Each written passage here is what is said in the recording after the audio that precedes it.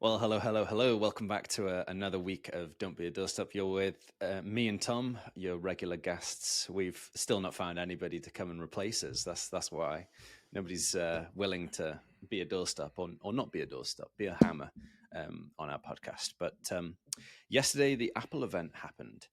Both of us are Apple fans, and yeah, we should probably kick off by sharing thoughts about Apple and what it made you emotionally feel in watching it and how it changed your mindset in watching it, because we're always talking about mindset, emotions, the business side of it. Yeah, so thoughts on Apple event. It's quite hard to give my thoughts whilst I'm here. I am out of breath running around the house sorting myself out. I'm trying not to breathe loud as we've had comments on that. And all I can do is I'm hyperventilating by breathing very lightly and Shallow. Yeah. Hopefully that will improve. So Apple is, yeah, I think I've been following Apple since day dot, it feels like. And as each year goes on, I'm always impressed. And I think now going into the world of UX design, I think I'm even more impressed with how they can change something so radically but so simple at the same time by re-changing. Obviously, yesterday it was the watch. That was the massive push of everything changing on that front. It's fascinating how you can just change a couple of things and it's like, yeah, this makes sense now. Every issue that people have had or whatever, it just, yeah, rings a bell. So it was good. Some very useful updates. Obviously, we won't say them all because I'm sure someone can just research all of them. Yeah, I think what Apple is very good at is releasing a first version with a feature that they've included on purpose, so their next version can have it without that feature. And an example of that is, so yesterday they released their first AR VR headset, and it has this battery pack that's in your pocket, which this battery pack allows it to last for 2 hours. If not, you'd have to have it wired, this headset stuff. And what I feel they're going to do is, like, this is the first version with the battery pack, and then their Vision Pro S is going to be without the battery pack, or like battery pack built in. So I always assume that they keep some things in just so they're leaps of innovation. And yes, you still have to innovate. So outside of natural innovating, I think they also add in extra stuff to make them look better as they go along. Because otherwise they'd be like, well, let's just delay it 6 months and not have a battery in it. They're like, no, let's release it now with the battery and keep the battery in. Let's not worry about that. Then for our S version or version 2.0, we can remove the battery, because there's all sorts of stuff, in the same way that, like, being able to view multiple instances of Safari in the headset, you can't do it. It's one Safari app and multiple tabs. So they'll be like, should we do multiple, like, windows of Safari? They're like, no, let's not do that. Let's keep that for version 2. So then version 2, now you can have multiple windows of Safari. So you can have 2 web pages open at the same time rather than 2 tabs. I think probably have I think they said this with the iPhone. They had designed the future iPhone and then rolled back and basically said, okay, what's the first iteration that we're going to release? Okay, we'll release it with Wi-Fi, then we'll release it with 3G, then we'll release it with, and like slowly drip feed these things. I think it's fine, because again, it's about making sales, right? And about, like, the perception of innovation. And the sustainability for them to actually do it at some point. Yes. Plus, chances are, if you don't progress certain items or certain features, does that mean you can get your product out earlier? Probably.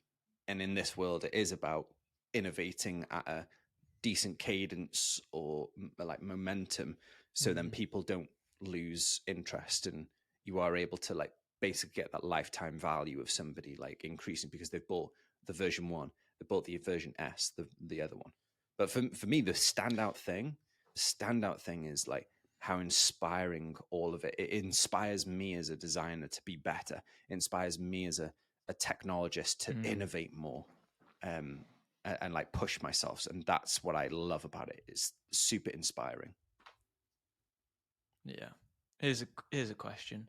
Do you feel like they're rushed to bring the AR VR headset to market as we're all changing from the, I guess, the movie model going to the Netflix, probably the Netflix going to the YouTube of they can't even wait a week for their famous YouTuber to put something up. Are they feeling rushed in that process, hence doing the classic strong boundaries of here's the video, but actually it's not coming till next year, and actually next year it's only coming to America, rather than what they'd normally do is bring it to 8 countries minimum and then expand it from there. It seems even it shrunk even to their levels that, oh no, now's the time to go with this, especially when I guess the Quest 3 is out at the moment. Yeah, I think they're very good at not bending to pressure, because every time they delay or every time they come out later than others, what they come out with is always far better. So I would say I saw somebody saying like, oh, they spent the last 5 years working on this product.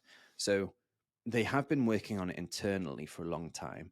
Yes, I think at some point they need to kind of keep people excited, because weren't they saying that they haven't released a new product line for like ages, since the watch? Basically the watch was the new thing, right? Watch, which is what, like 10 years ago? I think like 2014, I guess. Yeah, okay, so not 10, but yeah, like a while back. Maybe it's 28 or something, 2008. Yeah. So like a while back. So now this like reinvigorates the whole market to be like, cool, Apple is still innovating and still has like headroom to go. So I would say they probably do feel a little, but they're very good at being like waiting, because when they do release something, it's always exceptional. It's always really, really good. And yeah, it is annoying that they've released it in a conceptual perspective, like, oh, it's not coming till later, and also it's only coming to the US, which is a shame. But they have such good brand value that you're willing to wait around. I'm like, oh, this is really encouraging and inspiring, because I know what's coming, and it's worth the wait. So Apple, again, are people that their whole like brand, how they've built it, is like their innovation is so cutting edge that it is worth the wait, because even if you wait a year, it's not going to fall behind. It's not going to be like, oh, quote unquote old by the time you get it, or by the time you want to get it, the S version is there. So like you think, oh, I've bought a version that's better again anyway. Yeah, I'm so inspired by these companies that do something incredibly well. The whole ecosystem, like we've always spoken about this thing of like the reason why somebody would bother to buy an Apple device rather than Oculus Quest is because you're already in the ecosystem. Like messaging, you can now do messaging in the headset through iMessages. Perfect, because that's the hard thing about Facebook. I can't send a text message to somebody to be like, hey, are you online? Or hey, I'm on my headset. Where it's like the displacement of technology. There's no like ecosystem for it, you know? So yeah, it's like they're creating, I came up with the word yesterday, an infrastructure. It's even getting to that point. It's as if they're creating roads to get to, I want to get to that friend or that friend. It's that, so getting so much clearer, even just from the off.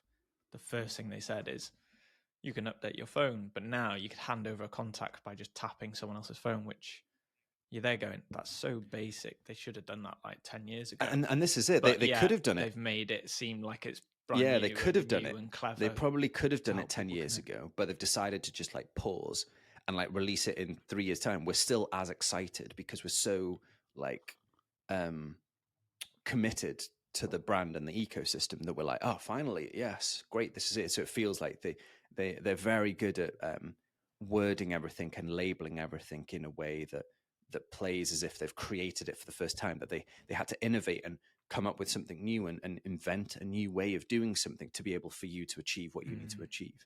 I also think like obviously we were chatting in the brothers WhatsApp, so when we were watching it, we would have this chat that we're all like pinging in comments and stuff. They're still using. We should probably live. Yeah, live make tweet that live, it, shouldn't we? Apple keep on using the phrase machine learning rather than artificial intelligence or AI or any of those acronyms. So I find the machine learning stuff is a great phrase because one, it's less scary. It builds more trust. And did you notice how many times they had that Apple logo with the lock? Like they're subconsciously drumming home like everything for you to be like calm. You trust us, we can be trustworthy, which again is like a value that any company, if you own a company or run a company, like what do you do to build trust? Like if you think of a payment gateway will like secure, and it like labels it, and it reiterates those things, and it has the logos and it has the padlock and stuff, all to like convey this idea of trust. So then you're more free flowing in the flow you go down. So yeah, Apple's events are a great example of like manipulation or like messages, subliminal messaging, and also that they actually deliver on loads of innovation, and both on hardware and software. So, but they also wipe out a bunch of companies in doing so, right? Yeah. On a side note, I've noticed that the plant in the background makes me look like I've got some bottom mullet thing. A green mullet at that. Green mullet. So I feel like I might need to move slightly to make it more obvious that it's the plant. Well, just so if you do like a bobblehead move thing, then you'll tell that it's a plant. But so I think because Apple innovates so much, they are crushing competition. So do you know, in the fact that you can hand over contacts, you know, those like they have these cars that are NFCs, near field communication stuff. So those businesses, boom, disappear overnight. You know, like Intel, even more with them going to their own like silicon chips and stuff. Intel was gone a while back, but now even more so. When they do partnerships with Unity, the games company, Unity's share price had gone up. You know, there's like, you can almost categorically like find, and like the journaling thing, I know people that are running journaling companies that like are probably going to not be crushed, but like be challenged by the fact of it. Or at least they might be scared. Now, I wouldn't be that afraid, really, because again, it's just like, just keep innovating. Don't worry about competition, worry about innovation. If you focus on innovation, then you'll be fine. As soon as you worry about competition, that's when you start to lose. You want to keep on focusing on innovation. And that's the thing is, no government wants one company to win from a monopoly point of view anyway. Yeah. So competition is good, but equally it can either encourage you or equally demotivate you. I think sometimes that happens to me, because like I've thought about, it'd be really cool for a journal app about, or the mood tracker, and create it in a certain way in a mood tracker 6 months ago. But that was basically when I heard the rumors of it was coming to Apple, and I'm like, well, I know they're going to do a good job about it. So how would I want to do it in my way or rhythm or whatever? It is definitely a challenge. And they've done so well because they already have a bunch of people on their ecosystem. Again, if you're coming up with a new product, rather than coming up with a problem and solving the problem through a product, can you just find a community and build a community, and then through that community you find their problems, and then you build stuff for that community in like a community focused and a community driven SaaS product or physical product or whatever, which I think communities will be harder to replicate, because right now somebody could use Chat GPT to replicate most of the apps in the App Store, right? Most of the apps on your phone, most of the websites that we see, they can be created and copied. So what's the differentiator? Community is the differentiator, and innovation is the differentiator. So carry on innovating and carry on building a community, which is something I found like harder to do. It's because it's so much easier to come up with an idea and build it because you have the problem. And sometimes you've not even checked to see if that problem is a you thing or a many people thing. Yeah. I'm surprised they've not pushed gaming yet.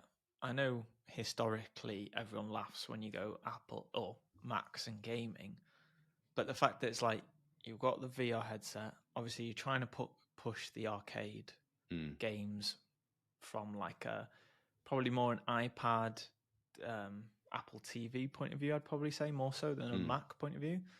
But then also you've got the Mac there. Obviously now you've got the M1 chip from a processing point of view. It seems ridiculously powerful, especially bringing in that Pro Studio. It seems like they're definitely channeling the adverts towards photographers, videographers, podcasters, like the creative industry in that regards, more so than the right now let's tack the gamers that the top gamer of YouTube or whatever, or esports would want that pro model, which I'm I wonder if they deliberately sort of not attacking that because it'll slowly seep into it over years, or are they just slowly tweaking it? Because I noticed that cat game is being moved to the Mac, which some people said that looks quite incredible on like PlayStation and Xbox. So I don't know if it's like trialing it with smaller games before, because they could probably like buy out COD or like Fortnite or something ridiculous and just do it themselves and just take the whole community. Yeah, with them they've never wanted to. really done any. I don't think Apple are involved in software to do 3D, right? They're in their music though, aren't they? Because they have Apple Music, they have their what's their whole Logic Pro and all that stuff, like GarageBand. They've got a scene there. They've also got a scene in the like the movie maker type approach. But yeah, they've always been so pally with Photoshop and Adobe stuff. That it is interesting that they've not sat into it. But I wonder it's because now they've partnered with Unity.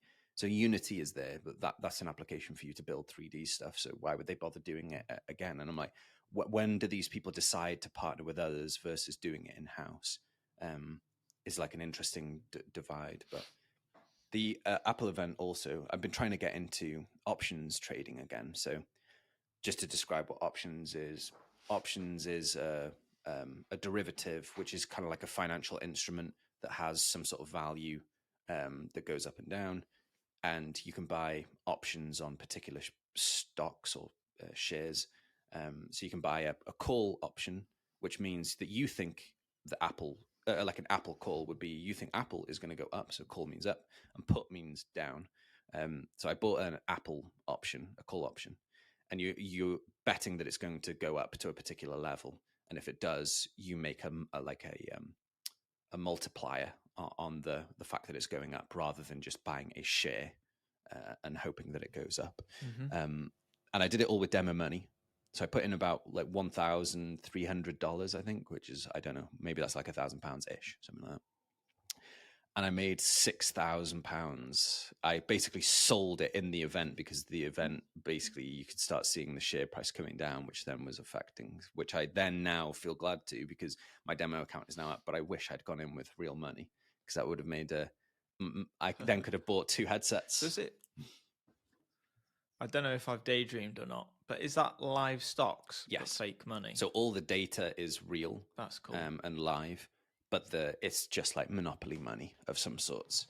And it's good because I wanted to build my confidence up again, just be like, cool, let's go in small and start it up again, because there's a little bit of a predictability thing. You want to know the information a little bit more before you dive in. But I feel annoyed because I was then seeing tweets about, this is the biggest event in ages, so I should have like trusted that and be like, yeah, let's do it.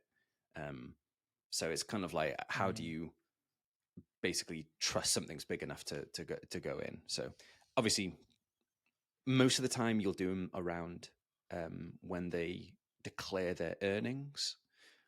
So their earnings calls that happen quarterly, you do it then, and you're waiting for basically a big jump in the share price, either up or down.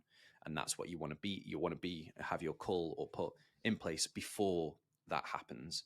And then once it has happened, it goes up, and then you sell it. So yeah, I want to get back into that, because that's one way of another way of making income with less effort. Although there's higher risks, of course, because you can also lose all that money that you put in. So yeah, is it because we think that it's hard to get money? So if we were to lose it, it'll be even harder to get back that grand, because let's say it plummets completely, or whatever.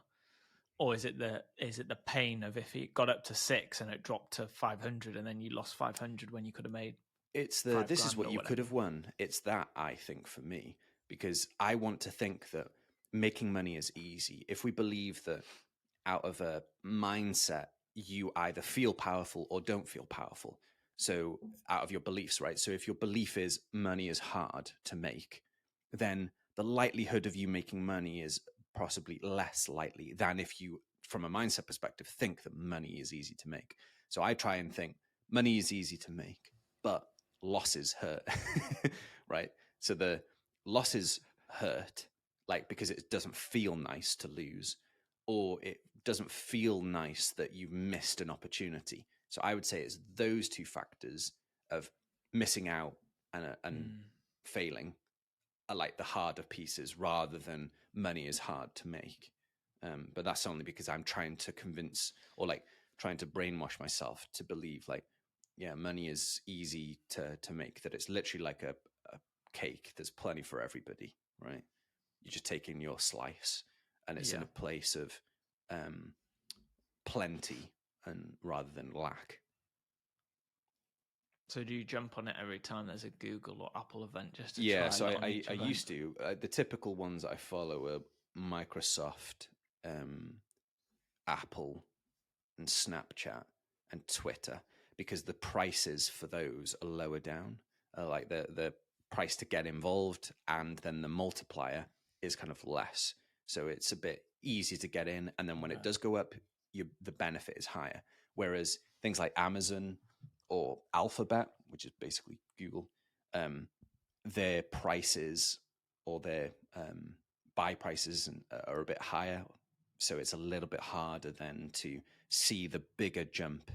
But really, if you're seeing a jump that's more than 1%, then that's better than most savings accounts. Although now we've got 3% savings accounts kicking around. So if you do better than 4%, that's amazing. And I did like 600% or something. I don't know. Don't know my percentages. So I'm like, even a 4% benefit is good compared to your typical instruments that the average Joe, the retail investor has. Bank or whatever. So that makes sense. Very interesting. Yeah, I think watching the Apple event reminds me of watching the gadget show on Channel 5. Back when it's on Channel 4 or Channel 5. Yeah. Watching a lot of gadgets that you like the look of, but you can't afford. That's what it feels like. But one day you can, if you change that trading to real trading. This is where we should have a sponsor of trading. And now we're sponsored by such as such. Like, and just for like, if anybody is interested, like, just open a plus 500 account, and you have 40K of like demo money, and go on YouTube and ask it to explain, what option trading is and stuff. And you want to just try real small. So you predominantly want to find when earning calls are, which is when these big companies put their how much they've made for the last quarter and so forth. And it's those moments that are typically when you mostly have the changes, or if there's a product launch. So like Apple events are always good. You use that. Sometimes they go up, sometimes they don't move at all, sometimes they go down. It's hard. Like even now, it's gone up, but it's also then come back down. So you could do a call and ride it up, and then do a put to ride it down. But yeah, there's some live traders that I watched. I think they're out in Canada. Well, maybe not. Maybe they're Canadian or something. It's called Trader Live TV. They always stream on YouTube live. So in the daytime, you can watch them just doing their day trades of like buying stuff. And just some of the information is interesting and insightful. So they have like a watch list of like shares or stocks and shares that they are watching. If you wanted to do like weekly or daily, like buy at the start of the day, sell at the end of the day to get. But really the numbers there are much smaller, because you need so much more capital to be able to make a difference. But talking about numbers, I've decided I want to get more serious about fitness. So I'm You're gonna say accounting or something, because you're talking about numbers. About numbers of calories and things like that. So I've been trying just to improve little things. So I'm pretty good at drinking like lots of water, but I'm just trying to consistently do that. I'm getting better at sleeping patterns, of going to bed at just before 11 or 11ish, and trying to do that. And sleeping with an eye mask is definitely improving my sleep, and wearing an eye watch so you can see how much deep sleep you've had and things. And then food wise, I've started calorie counting, because I think the best way, or so I've read, the best way to lose weight is a calorie deficit, which would be estimating based on your age and height and weight and whatever, what your typical calorie intake and gender, what your typical calorie intake would be, and then try and basically cut down from there. And they say like healthy weight loss is like 0.5 kilograms a week, which is hardly anything. So. Yeah. I've heard recently one of the best ways to lose weight. I don't know if this is Stress. true. I heard it Work from stress. someone else that heard it. Yeah, work stress. Is apparently a cold plunge, going in a cold bath, because then it basically freaks your body out and then makes your body work for it, and it actually makes you look younger apparently. And what, like after a workout? Benefits. Because recovery is also cold plunges for recovery is good. So after a workout, you do it. Yeah, I think it's just once a day. So I'd guess either you build it into your routine, I'm assuming, before work or at the end of the day. But I'm assuming if you did it at the end of the day, it would shock your brain into waking up.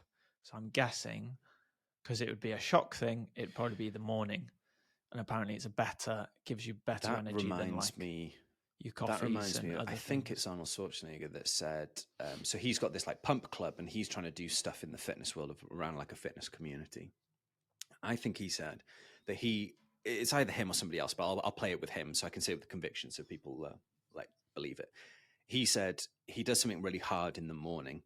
So then he basically tricks his body to be like, it's like good, or like he's good at doing hard things. So like don't be scared of hard things. So one of the hard things that he does in the morning, takes a cold shower. So like that's a hard thing.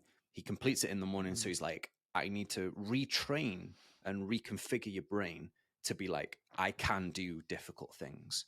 And that's one way to like jumpstart your brain and prepare your brain. So then when a hard thing comes around, well, I already had this really hard moment in the morning. So this hard thing that now has turned out, my perspective of that hard thing has decreased. It's not as hard as I thought because I've already done something. In the same flip of achieving a goal or doing a task, they say in the military you should do your bed or whatever, because then you're starting the day with a task completed. So you're like in a better mindset because you've completed a task. Cool, I can carry on completing tasks.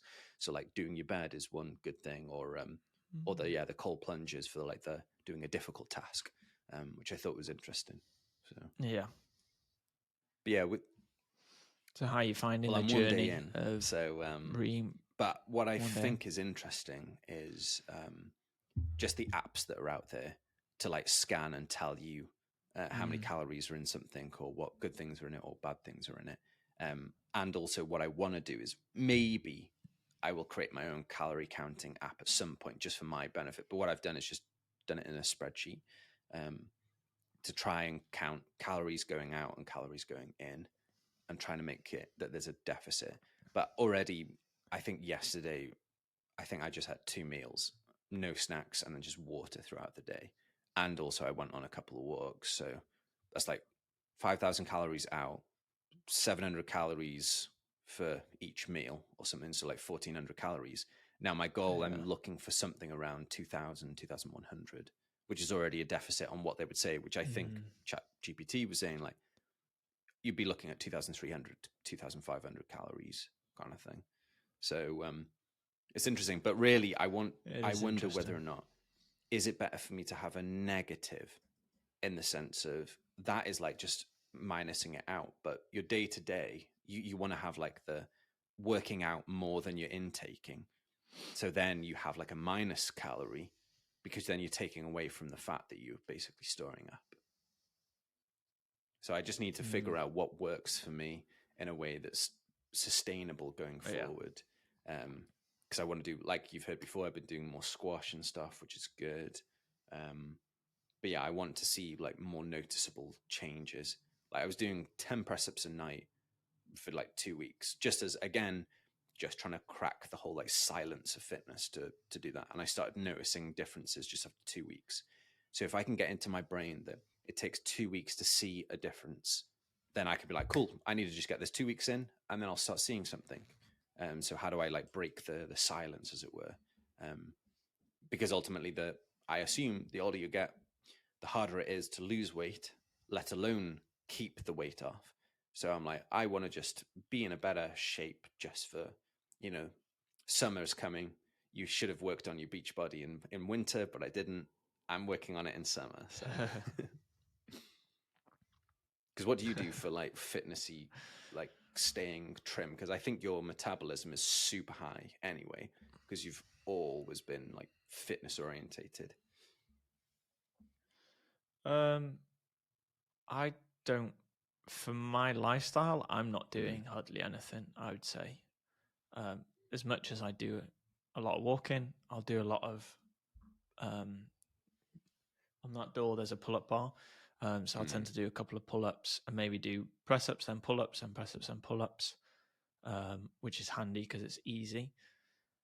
And then I've started doing hockey again, but because it's the summer, it's not the league, it's just more of a playful keeping your fitness going rather than to doing fitness tests or anything like that to push it to be the fittest ready for your league.